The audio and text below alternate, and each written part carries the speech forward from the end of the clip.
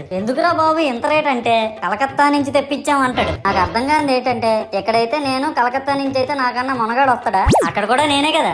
ఇలా నన్ను బజార్లో పెట్టి బేరం ఆడి నా మొహానికి ముసుగేసి వ్యాన్ ఎక్కిస్తారు. ఆ వ్యాన్ డ్రైవర్ గాడు నేను ఉన్నానని కూడా చూడకుండా ఏదో ఆలోచించుకుంటా డ్రైవ్ చేస్తా గతకల్లో గబ్బి గుబ్బి మని తెంచేసి నా కాల్లో చెయ్యి ఇరగొట్టేస్తాడు. ఈ విషయం చందాలు ఇచ్చిన చిన్నోళ్ళకి తెలిస్తే మళ్ళీ ఇరిగిపోయిన బొమ్మ పెట్టకూడదని ఏ బొమ్మ రాసి కవర్ చేసేస్తాడు. సరేలే జరిగిందేదో జరిగింది, నా భక్తులే కదా కూల్ బ్రో అని చిల్లయ్యే లోపు నన్ను పందిర్లో పెట్టి ముసుగు తీసి నాకన్నా పొడుగున్నే సౌండ్ బాక్సులు రెండు నా చెవులు పక్కన పెట్టి డీజే గణేష్ బ్రో అని చెప్పి నా పాటలను కూని చేస్తారు. సరేలే పిల్లలు కదా ఇప్పుడు కాకపోతే ఎప్పుడు ఎంజాయ్ చేస్తారు, కాసేపట్లో పూజ స్టార్ట్ చేస్తారని వెయిట్ చేస్తా ఉంటే ఆ ₹5 వ్రతకల్పన బుక్ చూస్తే నాకు ఎక్కడ లేని కోపం వస్తుంది. ఏరా నాకు అర్థం కాదు, ఎన్ని సంవత్సరాల నుంచి నా పూజలు చేస్తున్నారు, ఒక్కడికి నా కథ గుర్తుండదేట్రా యాదవ్ వల్లారా. ఓ నా బుక్ లో చూసిన దాన్నైనా తిన్నంగా చదువుతారా అంటే అది ఉండదు. ఏదో బాగా అటర్ ఫ్లాప్ అయిపోయిన తెలుగు సినిమాకి రివ్యూ చెప్పినట్టు చదువుతారు ఒక్కొక్కడును.